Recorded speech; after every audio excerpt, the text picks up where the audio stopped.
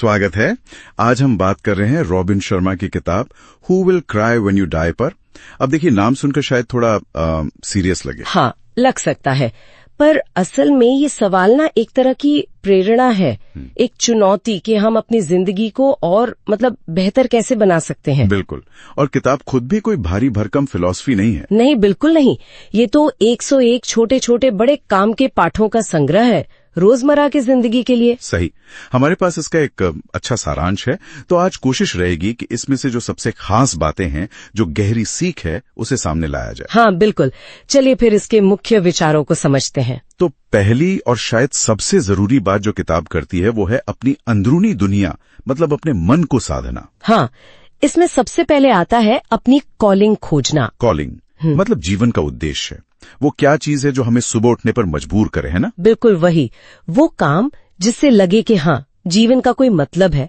और इसी से जुड़ा है दयालुता का अभ्यास। दयालुता यानी सबके साथ सम्मान से पेश आना। हाँ, हर किसी के साथ, ये नहीं कि सिर्फ जान पहचान वालों से। ये अंदरूनी शांति के लिए बहुत जरूरी है। और एक और बात जो मुझे बहुत दिलचस्प लगी, एक ही साल को 75 बार न जिएं। ये तो सीधी चोट करती है। हाँ, करती तो है, पर इसका मतलब है कि एक ही ढर्रे पर एक ही रूटीन में फंसे ना रहें। कुछ नया ट्राई करें, शायद नए रिस्क लें, सीखते रहें। बिल्कुल, कंफर्ट जोन से बाहर निकलना। और इसी तरह सुबह जल्दी उठना। हाँ, वो भी है। शांति मिलती है, प्रोडक्टिविटी बढ़ती है, ऐसा कहते हैं। सही।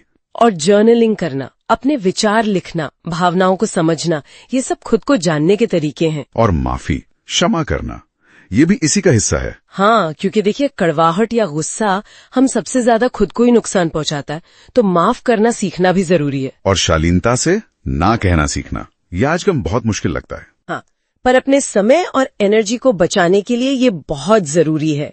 ये सारी चीजें अगर देखें तो इमोशनल इंटेलिजेंस और सेल्फ अवेयरनेस बढ़ाने पर ही फोकस करती हैं। सही कहा, ये सब अंदर की मजबूती के लिए है। हाँ, और जब ये भीतरी बुनियाद मजबूत होती है तो फिर व्यक्तिगत विकास, अच्छी आदतें बनाना, ये सब आसान हो जाता है। जैसे किताब में आदतों पर भी काफी कुछ है। हाँ, जैसे रोज किताबें पढ़ना।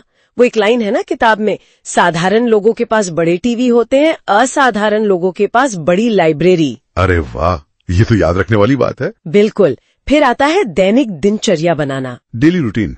कुछ लोग इसे बोरिंग मानते हैं, हाँ। पर किताब कहती है अनुशासन से स्वतंत्रता मिलती है।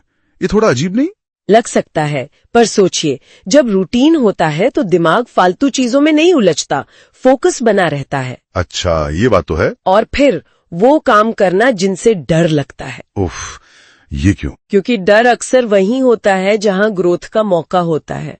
डर को पार करना ही आगे बढ़ना है। हाँ, और हर दिन कुछ देर मौन रहना, चुप रहना। हाँ, आजकल की भागदौड़ में ये बहुत जरूरी है। मौन से स्पष्टता आती है, शक्ति मिलती है। तो ये छोटी छोटी चीजें जैसे लक्ष्य लिख कर रखना, रोज देखना, हाँ, लक्ष्य कार्ड बनाना, और खुद से अच्छी बातें करना, पॉजिटिव सेल्फ टॉक। हाँ, और हमेशा सीखते रहना, एक स्टूडेंट बने रहना, हर स्थिति कुछ सिखाती है। तो मतलब यह है कि ये छोटे लगातार किए जाने वाले काम ही असल में बड़ा बदलाव लाते हैं। बिल्कुल, यही तो कुंजी है, कंसिस्टेंसी, छोटे कदम रोज। और ये सिर्फ अपने लिए नहीं है ना? रिश्तों पर भी जोर है किताब में। बहुत ज्यादा। बेहतर श्रोता बनना, मतलब समझने के लिए सुनना, सिर्फ जवाब देने के लिए नहीं। ये बहुत अहम है। आजकल लोग सुनते कम है, बोलते ज्यादा हैं। सही कहा। और एक और पुरानी सी लगने वाली सलाह, हाथ से लिखे नोट्स भेजना। हाँ, आज ईमेल और व्हाट्सएप के जमाने में हाथ से लिखा नोट। पर सोचिए, कितना पर्सनल टच है उसमें। ये दिखाता है कि आपने सच में वक्त निकाला। ये तो बात है।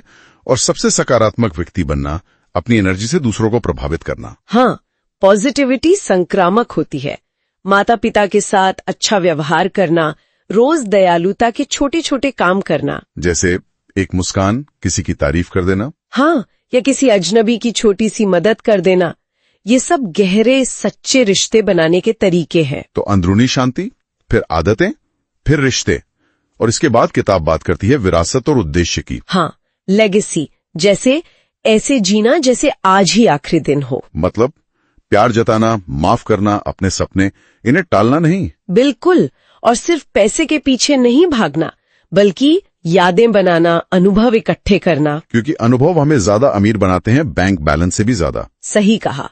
और ये सोचना कि हम अपने पीछे क्या छोड़कर जाएंगे, हमारी विरासत क्या होगी। रोल मॉडल बनना, दूसरों की मदद करना बिना किसी स्वार्थ के। हाँ, क्योंकि सच्ची खुशी अक्सर दूसरों को खुशी देने से ही मिलती है। वाह। एक बहुत अच्छी लाइन है किताब में, सबसे छोटा काम भी सबसे नेक इरादे से हमेशा बेहतर होता है।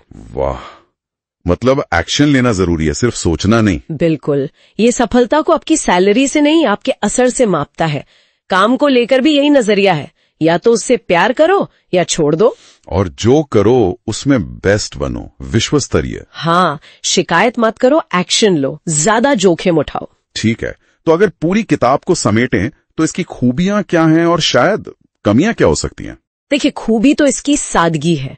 भाषा आसान है, अध्याय छोटे छोटे हैं, सलाह प्रैक्टिकल है, कोई भी पढ़ सकता है, समझ सकता है। हाँ, ये तो है। कमी शायद ये कह सकते हैं कि कुछ विचार थोड़े दोहराए हुए लगते हैं, और जो बहुत ज्यादा अकाडेमिक गहराई ढूंढ रहे हैं उन्हें शायद ये थोड़ी सतही लगे। मतलब ये एक प्रैक्टिकल गाइड ज्यादा है, गहरी फिलॉसफी कम। हाँ बिल्कुल, ये कैसे करें पर ज्यादा फोकस करती है। समझ गया।